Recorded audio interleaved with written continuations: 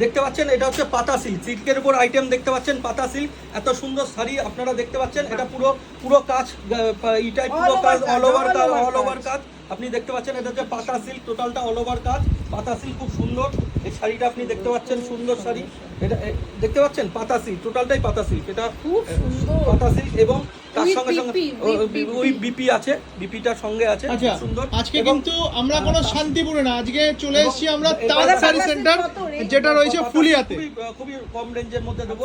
এটা দেখাবো গাছ আঁচল, খাদির মধ্যে, যেহেতু পাইকারি ঘর সব রেট বলা কিন্তু সম্ভব হচ্ছে না।